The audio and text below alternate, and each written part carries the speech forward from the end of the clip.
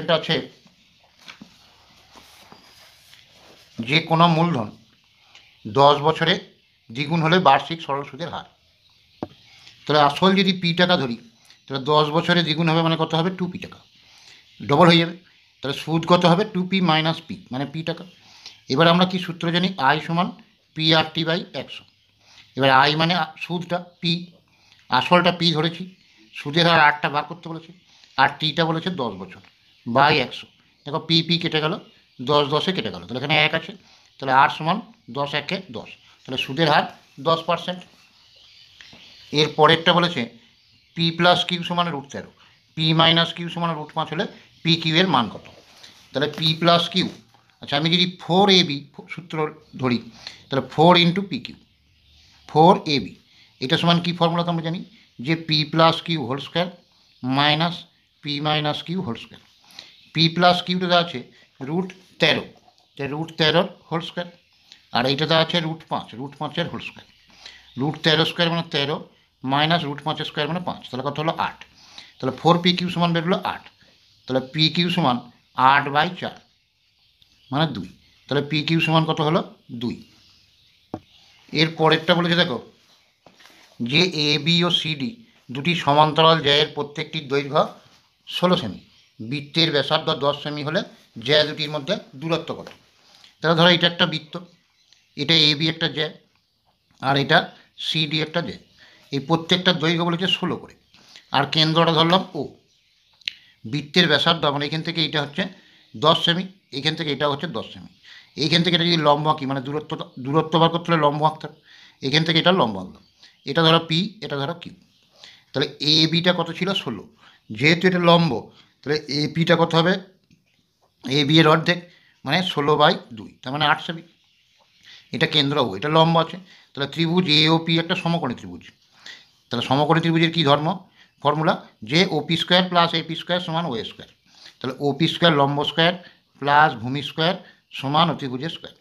এবারে ওপিটা তো জানি না, তাহলে ওপি স্কোয়ার সমান ও এ মানে কত 10 বলা ছিল ব্যাসার্ধ, তাহলে 10-এর স্কোয়ার মাইনাস এইটা বেরিয়েছে 8, তাহলে 8-এর স্কোয়ার, 10-এর স্কোয়ার মানে তাহলে 100 মাইনাস 64, তাহলে ওপি স্কোয়ার সমান বেরোলো 36, তাহলে ওপি সমান √36 মানে 6, তাহলে ওপিটা বেরোলো 6।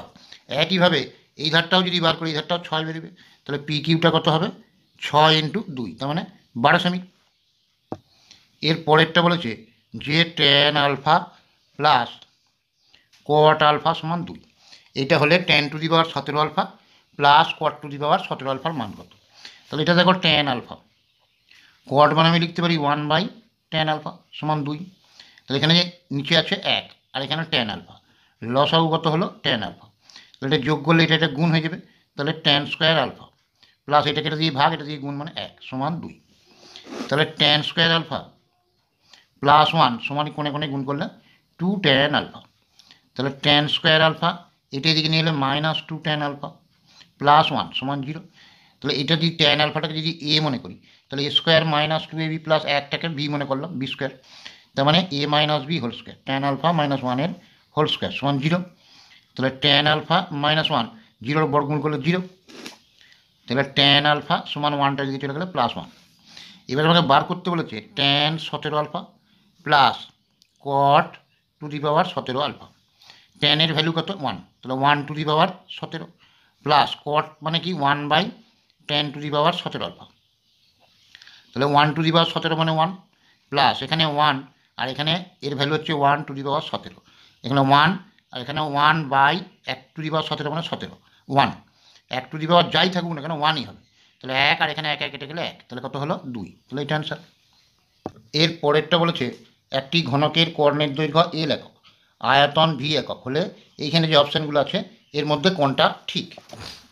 ঘনকের বাহু যদি এ হয় তাহলে কর্ণ কত হয় a√3, তাহলে a√3 সমান বলে দিয়েছে এল, কর্ণের দৈর্ঘ্যটা বলেছে এল, আমরা ঘনকের বাহু যদি এ ধরি তাহলে কর্ণ ফর্মুলা হচ্ছে a√3 সমান এল, তাহলে এ সমান কত l/√3। এবারে ঘনকের আয়তনটা কি হয় বাহুর কিউব, তার মানে এ কিউব, তাহলে এটা l/√3টার কিউব, তাহলে এখানে এ কিউব মানে এই আয়তনটাকে ধরতে বলেছে ভি, তাহলে এখানে এল কিউব আর √3 কিউব মানে √3টা 3 বার গুণ, √3 গুণ করলে 3 আর একবার √3 থেকে গেল, তারপরে কত হলো L³/3√3। এবারে এই কোণে কোণে যদি বজ্রগুণ করি তাহলে 3√3v সমান L³। তাহলে এই অপশানটা ঠিক, 3√3v সমান L³। এর পরেরটা বলেছে প্রথম n সংখ্যক স্বাভাবিক সংখ্যার গড় 5n/2 হলে n এর মান কত। প্রথম n সংখ্যক স্বাভাবিক সংখ্যার গড় আমরা সূত্র কি জানি, n+1/2। প্রথম n সংখ্যক স্বাভাবিক সংখ্যার গড় হচ্ছে n+1/2। এইটা সমান বলে দিয়েছে 5n/8। তাহলে n এর ভ্যালু কত? দেখো 2 4 8 কেটে গেল, এখানে 1 পড়ে আছে, বজ্রগুণ করলে 5n-কে 1 দিয়ে গুণ 5n, 4 কেটে দিয়ে গুণ করলে 4n+4। তাহলে এখানে 5n 4n-কে দিয়ে নিলে -4n সমান 4। 5n থেকে 4n বিয়োগ করলে n সমান 4। তাহলে n এর ভ্যালু কত? 4। এর পরেরটা বলে দেখো অংশীদারি কারবার ড্যাশ ধরনের। এটা দু ধরনের হবে, যে একটা সরল অংশীদারি কারবার, একটা মিশ্র অংশীদারি কারবার। তাহলে অংশীদারি কারবার দু ধরনের। এবার বলেছে 7x² - 12x + 18 সমান 0 সমীকরণের বীজদ্বয়ের সমষ্টি ও গুণফলের অনুপাত। তাহলে সমীকরণটা দেওয়া আছে আমার 7x² - 12x + 8 সমান 0। এবার বীজদ্বয়ের গুণফল কি হয়, বীজদ্বয়ের গুণফল c/a আর বীজদ্বয়ের যোগফল -b/a। তাহলে বীজদ্বয়ের যোগফল মানে আলফা বিটা যদি বীজ হয় তাহলে কত হলো -b মানে হচ্ছে মাইনাস, এটা b মানে -12 বাই a মানে কত 7। তাহলে মাইনাস প্লাস 12/7। আর বীজদ্বয়ের গুণফল মানে আলফা বিটা মানে কি হয় c/a মানে 8/7। এবারে এই দুটো যোগফল আর গুণফলের অনুপাত বার করতে বলেছে। তাহলে এখানে 12/7 = 8/7। দেখো 7 7 কেটে যাবে, তাহলে থাকবে 12:8 মানে 12/8। 4 3 12, 4 2 8, তাহলে 3:2। এর পরেরটা বলেছে 63 ডিগ্রি 35 মিনিট 15 সেকেন্ড পরিমাপের কোণটির সম্পূরক কোণের মান। সম্পূরক কোণ মানে হচ্ছে দুটো কোণের সমষ্টি হবে 180 ডিগ্রি।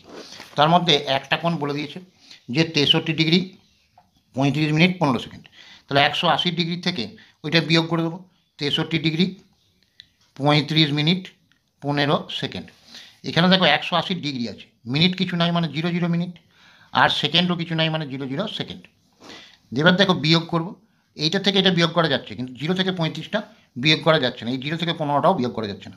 তাহলে এইখান থেকে 1 ডিগ্রি ধার নিয়ে নিলাম, এটা হলো 179 ডিগ্রি। আর 1 ডিগ্রি মানে 60 মিনিট, এখানে লিখে দিলাম 60 মিনিট। এখানে যে 1 ডিগ্রিটা ধার নিলাম এখানে লিখলাম 60 মিনিট। তাহলে 0-র সঙ্গে 60 যোগ করলে 60ই হবে। এবার এইটা বিয়োগ করা যাচ্ছে না, তাহলে এখান থেকে 1 মিনিট ধার নিয়ে নেবো, তাহলে এটা হবে 59 মিনিট। তাহলে এটা হয়ে যাবে 60 সেকেন্ড। তাহলে এই দুটো মিলে 60 সেকেন্ড হলো, এটা 59 মিনিট, এটা 179 ডিগ্রি। এবার বিয়োগ করা যাবে, 60 থেকে 15 যদি বিয়োগ করি তাহলে 45 সেকেন্ড। 5 আর 4 9, 3 আর 2 5, তাহলে 24 মিনিট। আর 3 আর 6 9, 6 আর 1 7, 1 করতে 116 ডিগ্রি 24 মিনিট 45 সেকেন্ড। এর পরেরটা বলেছে একটি লম্ববৃত্তাকার শঙ্কুর আয়তন ভি ঘন একক, ভূমিতলের ক্ষেত্রফল a বর্গ একক হলে উচ্চতা। তাহলে শঙ্কুর আয়তনের ফর্মুলা কি, যে 1/3 πr²h, এইটা সমান বলে দিয়েছে ভি। আর ভূমির ক্ষেত্রফল হচ্ছে πr²। এই πr² জায়গায় কী লিখতে বলেছে a। তাহলে 1/3 × a, πr² মানে ভূমির ক্ষেত্রফল মানে a × h সমান ভি। তাহলে h সমান, দেখো এই 3টা নিচে ছিল, বজ্রগুণ হলো 3v, আর এটা উপরে ছিল নিচে চলে আসবে, তাহলে 3v/a, h সমান 3v/a। এর পরেরটা বলেছে যে একটি বৃত্তস্থ সমান্তরিক একটি ড্যাশ চিত্র, বৃত্তস্থ সমান্তরিক আয়তাকার চিত্র, বৃত্তস্থ সমান্তরিক আয়তাকার চিত্র, যৌগিক গড় মধ্যমা সংখ্যাগুরু মান হলো ড্যাশ প্রবণতার মাপক, কেন্দ্রীয় প্রবণতার মাপক। এরপরে সত্য মিথ্যাকে দেখো, চক্রবৃদ্ধি সুদের ক্ষেত্রে আসল অপরিবর্তিত থাকে, এটা মিথ্যা, কারণ চক্রবৃদ্ধি সুদের সময় প্রতি বছর সুদটা আসলের সঙ্গে যোগ হয়ে যায়, সেই জন্য আসলটা পাল্টাতে থাকে, এটা মিথ্যা। এটা x³ এটা x²y² এবং xy³ ক্রমিক সমানুপাতি। দেখো ক্রমিক সমানুপাতি যদি হতে হয় তাহলে প্রথম পদ আর তৃতীয় পদের গুণফল করতে হবে। তাহলে প্রথম পদ আর তৃতীয় পদ গুণফল করলে x³ এখানে x, তাহলে x4 y আর y³ y4, x4 y4 x4 y4। আর মাঝের পদের বর্গ করতে হবে, x²y² এর বর্গ করলে হবে x4 y4। তাহলে মাঝের পদের বর্গ সমান এই দুটো পদের গুণফল হচ্ছে, তাহলে এটা সত্য। এবার বলছে একটা লম্ববৃত্তাকার চোঙের ব্যাসার্ধ r/2 একক, উচ্চতা 2h একক, তাহলে আয়তন হবে πr²h। তাহলে দেখো লম্ববৃত্তাকার চোঙের আয়তনের ফর্মুলা জানি πr², এখানে r মানে বলেছে r/2 স্কোয়ার, আর উচ্চতা বলেছে 2h, উচ্চতা হচ্ছে 2h। তাহলে লম্ববৃত্তাকার চোঙের ব্যাসার্ধ r/2 বলেছিল, উচ্চতা বলেছিল 2h। তাহলে এখানে পাই, এখানে r²/4 ইন্টু 2h, এবার 2 কেটে গেল, তাহলে পাই r²h/2। কিন্তু এখানে বলা আছে পাই r²h, তাহলে এটা মিথ্যা। এর পরেরটা দেখো, বলা আছে একটা বৃত্তে একটি নির্দিষ্ট সরলরেখার সমান্তরাল 2-এর অধিক স্পর্শক অঙ্কন করা যায়, এটাও মিথ্যা। কারণ কি, দেখো বলেছে একটা বৃত্ত, তাহলে এরকম ধরো একটা বৃত্ত, এই বৃত্তে বলেছে যে একটা নির্দিষ্ট সরলরেখা, মনে করো এটা একটা সরলরেখা, এই সরলরেখাটার সমান্তরাল এই দিকে একটা স্পর্শক আঁকা যাবে, এই দিকে একটা স্পর্শক আঁকা যাবে, আর বাকি কিন্তু স্পর্শক হবে না, ছেদক হয়ে যাবে।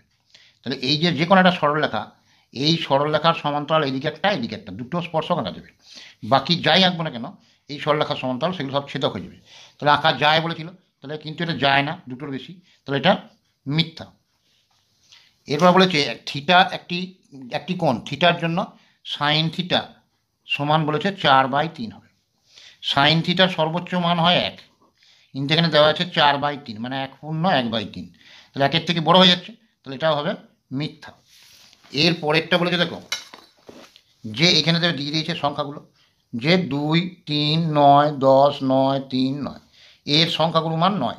সংখ্যাগুলো মান মানে হচ্ছে যে এই যে পরিসংখ্যার যে তথ্যগুলো দেওয়া আছে এইগুলোর মধ্যে সব থেকে বেশি কোন মানটা দেওয়া আছে, দেখো 9টাই বেশি দেওয়া আছে, 3বার দেওয়া আছে, 3টা 2বার আছে, 2 আছে 1বার, 10 আছে 1বার, সব থেকে বেশি সংখ্যায় আছে 9টা, তাহলে ওইটাই সংখ্যাগুলো মান 9 বলে দিয়েছে, তাহলে এটা সত্য। তো এই পর্যন্ত সমস্ত ভিডিওগুলো করে দিয়ে অঙ্কগুলো সমাধান করে দিলাম। তো পরের অংশটা পরের ভিডিওতে করে দেবো।